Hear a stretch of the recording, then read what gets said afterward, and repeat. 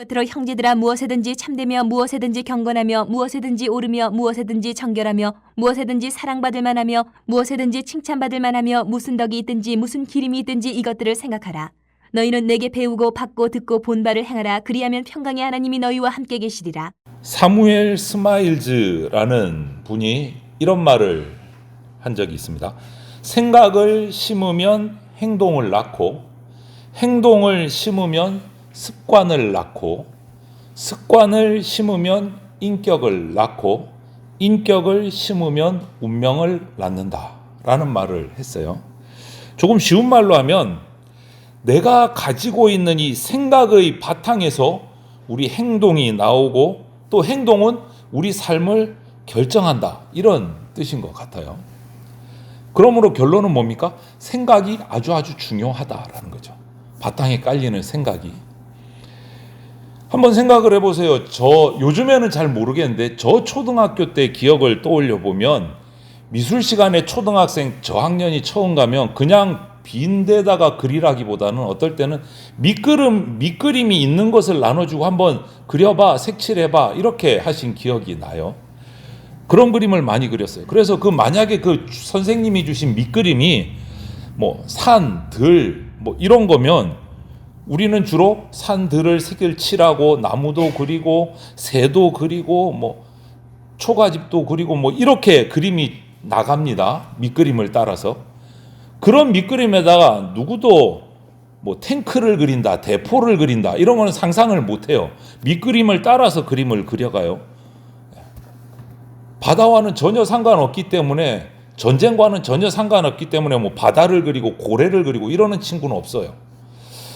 이처럼 우리 안에 어떤 밑그림, 곧 다른 말로 좀 유식한 말로 세계관이 어떤 세계관이 그려져 있는가에 따라서 우리의 행동이 주로 결정이 된다라는 말이죠.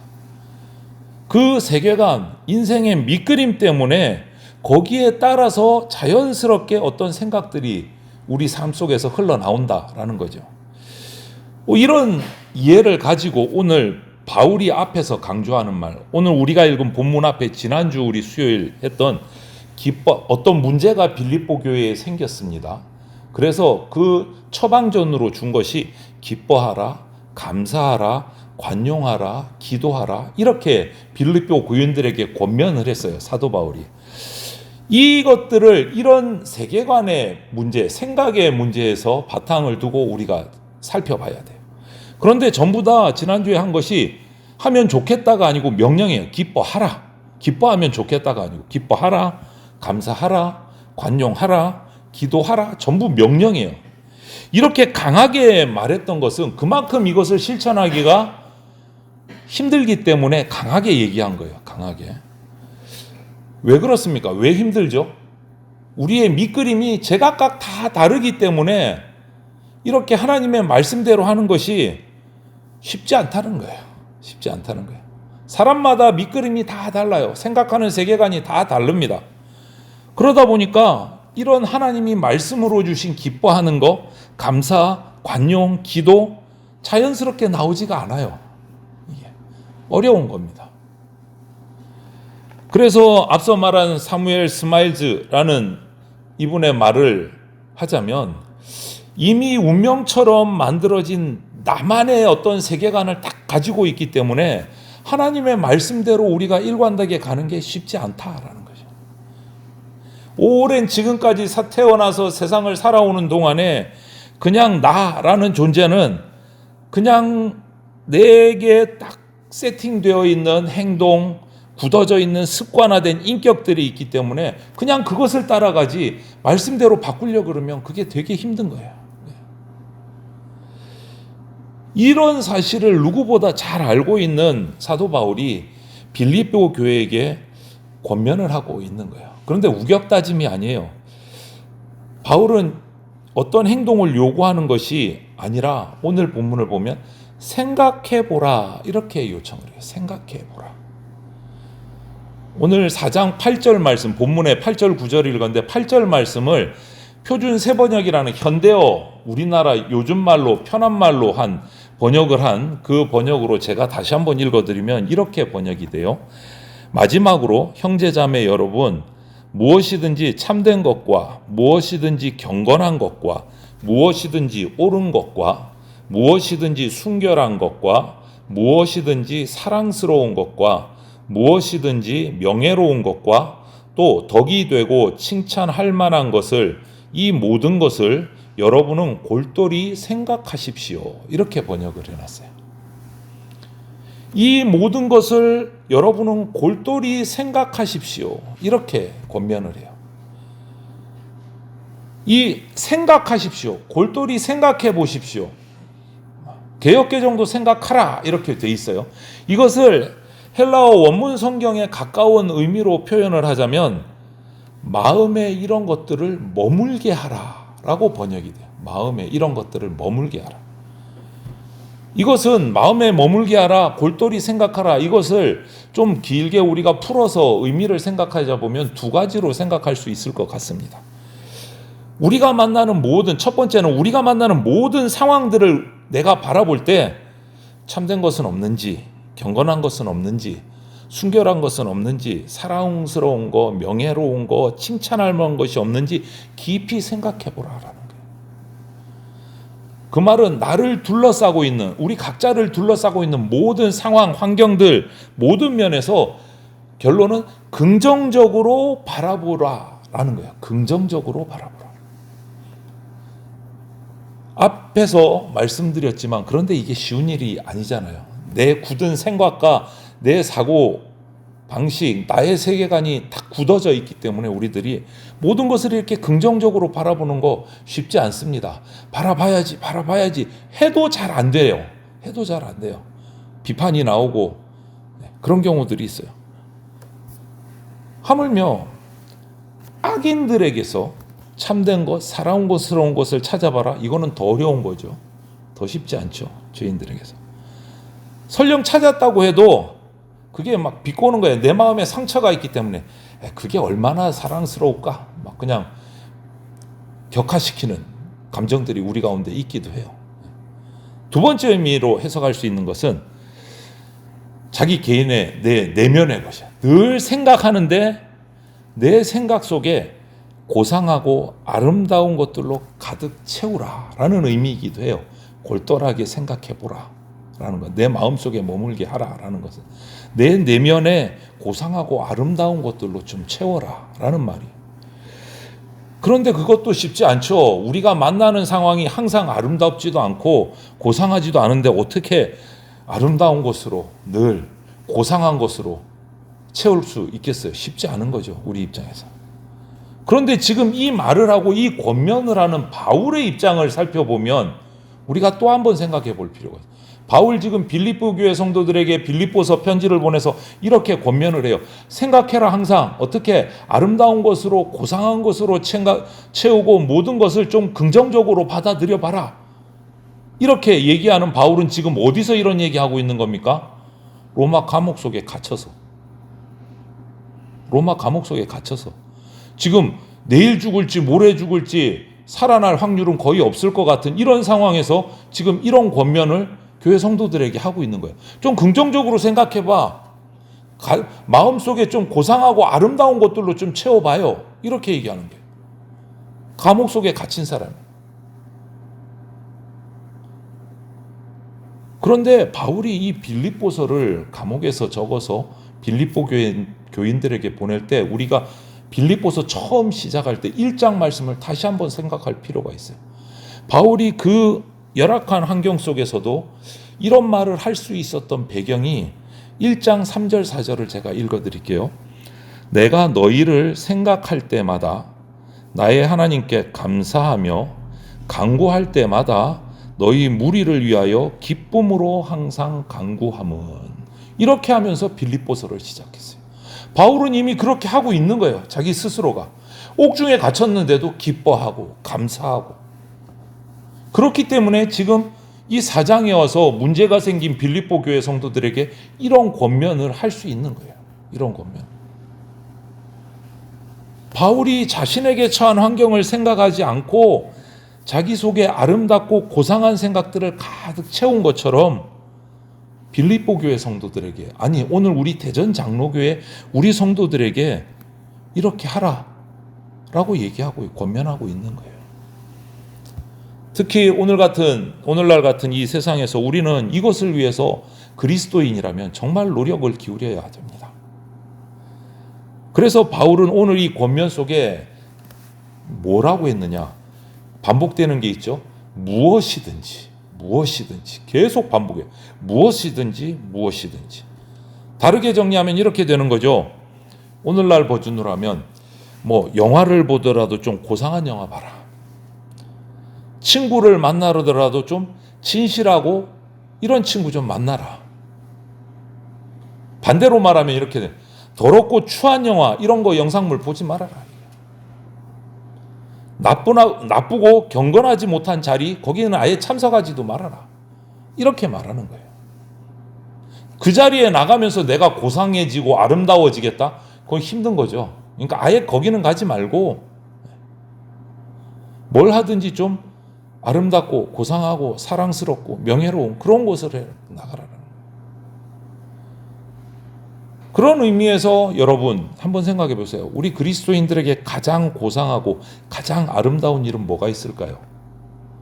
하나님 앞에 예배하는 일, 말씀 읽고 기도하고 묵상하고 무슨 일이 있든지 찬양하는 일. 이게 가장 고상한 거죠. 가장 아름다운 거죠. 가장 사랑스러운 일이죠.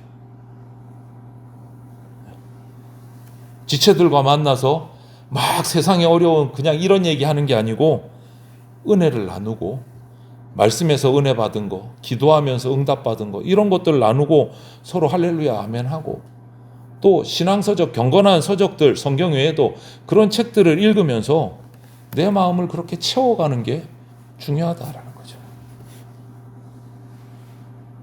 더 열심히 아름다운 생각, 고상한 생각으로 우리 마음을 채워야 됩니다. 그것을 사도 바울은 오늘 빌립보 교회를 통해서 우리들에게 얘기하고 있는 거예요. 그렇게 채우라고. 왜? 오늘 말씀의 서두에 뭐라고 했죠? 생각이, 세계관이 가장 중요하기 때문에. 우리 행동을 결정하는 열쇠가 바로 거기서 시작되기 때문에. 내 생각을, 내 마음을 아름다운고 고상한 것, 사랑스러운 것, 명예로운 것으로 채워야 그런 행동이 나오기 때문에.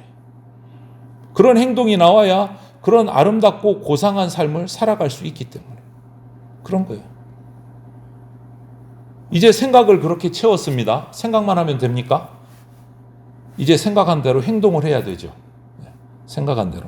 오히려 어떻게 보면 생각은 그렇게 할 수 있을 것 같아요. 생각은. 그런데 행동은 더 쉬운 게 아니죠. 더 어렵죠. 이렇게 머뭇거리는 빌립보 교회 교인들에게 바울은 아주 명료하게 오늘 9절로 권면을 합니다. 너희는 내게 배우고 받고 듣고 본 바를 행하라. 그리하면 평강의 하나님이 너희와 함께 계시리라. 이렇게 이야기를 해요. 바울은 자신이 하고 할 수 있는 것들을 해봐라. 이렇게 권면하는 거예요. 바울은 정말 아주 좋은 선생님이에요. 사실 오늘날 살아가는 이 시대 현대의 비극은 말씀, 하나님의 메시지가 없어서가 아니에요. 수없이 듣는 방송, 강의, 책들, 직접 듣는 말씀들 얼마나 많은지 몰라요. 얼마나 많은 메시지가 없어서 비극이 아니에요. 뭐가 문제입니까? 수없이 들을 수 있는 그 메시지, 하나님의 말씀을 따라서 사는 사람, 행동하는 사람이 없는 게 비극이에요. 그런 의미에서 바울은 정말 탁월한 지도자, 참 좋은 지도자입니다. 왜냐? 바울의 가르침은 단순해요. 배우고 받고 듣고 본 바를 행하라. 끝. 내가 한 만큼 하라는 거예요. 내가 너희한테 한 거, 보여준 거, 내가 행했던 거 그대로 행하면 된다라고 말하는 거예요. 그런데 이 말씀이 내가 한 만큼 해라. 이 말씀이 얼마나 무서운 이야기인지 몰라요. 특히 목회자로 서 있는 저에게는 정말 부담스러운 말씀이 됩니다. 사실 지금 저의 신앙생활 상태를 보면 모르겠지만 저 혼자만의 구원은 받을 수 있을 것 같아요. 이게 교만한 말인지는 모르겠지만, 하지만 바울의 이 말씀이 부담스러운 이유는 단순히 지도자 나 혼자의 구원의 문제만이 아니기 때문에 부담스러운 거예요. 본이 되어야 되기 때문에. 나도 바울처럼 말하고 따라오도록 도와야 되기 때문에, 지도자의 자리에 있기 때문에. 하지만 또 한 번 뒤집어서 생각하면 아주 쉽기도 해요. 왜요? 정직하기만 하면 되니까. 정직하기만. 하나님 앞에서 정직하면 되니까. 그래서 제가 아닌 것을 뻥튀기 시켜서 과장하지 않습니다. 제가 아닌 다른 거짓을 말하려고도 하지 않습니다. 제가 할 수 없는 것을 할 수 있다고 이렇게 꾸미지도 않습니다. 그게 제가 할 수 있는 최선인 것 같아요. 그래서 우리 성도들에게도 그거를 권면하는 거예요. 어떤 말이 막 난무를 해도 두려워하지 마십시오. 그냥 내가 할 수 있는 최선, 행함으로 말하면 됩니다. 말씀이 가르친 대로 따라가려고 애쓰면 됩니다. 행동하면 됩니다. 내가 할 수 없는 것을 솔직히 인정할 수 있으면 됩니다. 그렇게 매일 나를 말씀 앞에서 돌아보고 행하다 보면 성장하는 거예요. 바울은 그거를 얘기하는 거예요. 내게 배우고 듣고 본바를 행하라. 그리고 이 배우고 듣고 본바가 뭐냐? 바울에게서 빌립보 성도들이 배우고 듣고 본바가 뭘까? 많지 않았습니다. 딱 하나예요. 뭘까요, 여러분? 우리는 하나의 비전을 가지고 살아가야 됩니다. 그리스도인은. 우리의 최종의 본받음의 대상은 딱 한 분이세요. 누구죠? 예수 그리스도 한 분. 바울도 그렇습니다. 바울은 분명히 자신을 본받으라고 말하지만 자신을 넘어서 누구를 본받으라는 겁니까? 예수 그리스도를 본받으라. 이것을 염두에 두고 하는 말이에요. 그래서 고린도전서 11장 1절에도 이렇게 얘기를 했어요. 내가 그리스도를 본받는 자 된 것 같이 너희는 나를 본받는 자가 되라. 결국은 바울은 누구를 본받으라는 거예요? 나를 통해서 예수 그리스도를 만나고 예수 그리스도를 본받으라. 오늘날 한국교회 다는 아니지만 소수의 안타까운 지도자들의 모습이 뭐냐면, 가장 큰 문제는 지도자가 지도자 평가하기가 그렇지만 자기의 어떤 영향력 아래 성도들을 제자처럼 두려고 해요. 자기 제자처럼 두려고 해요. 예수님의 제자가 아니라. 그래서 그들이 자기보다 좀 잘 나가는 거 은근히 견제하고 두려워합니다. 하지만 여러분, 우리의 최종의 목적은 제자들이 가르친 지도자를, 리더를 넘어서 더 가깝게 예수께로 나가는 것이 우리의 목적이 돼야 돼요.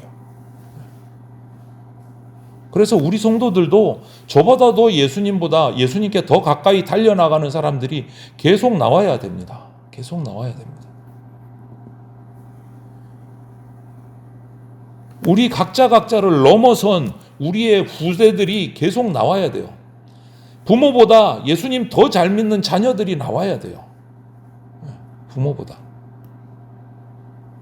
평생 신앙생활에서 부모 뒷그림자만 따라가는 자녀가 아니라 그것을 뛰어넘는 자녀들, 믿음의 인물들이 나와야 된다는. 이것이 우리가 해야 될 최선이에요.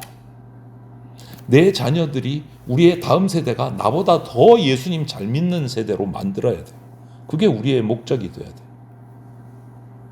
어떤 결과가 나올지 모릅니다. 어떤 결과가. 하지만 분명한 것이 있습니다. 여러분, 분명한 결과가 있습니다.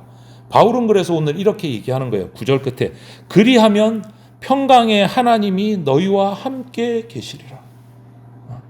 그리하면 기뻐하고 감사하고 관용하고 그렇게 생각하고 자기 속에 우리의 내면을 하나님의 고상하고 아름다운 것들로 채워가면 평강의 하나님이 너희와 함께 하신다. 이렇게 얘기해요. 여러분, 이런 사람이 착한 생각을 하는 사람이에요. 이런 사람. 저와 여러분들이 오늘 사도 바울이 바라는 궁극적으로 예수 그리스도를 닮아가는 삶을 살아서 예수님의 마음이 내 마음이 되고 예수님의 생각이 내 뜻이 되어서 착한 생각을 하는 저와 여러분들이 다 되시기를 주님의 이름으로 축원을 드립니다. 아멘.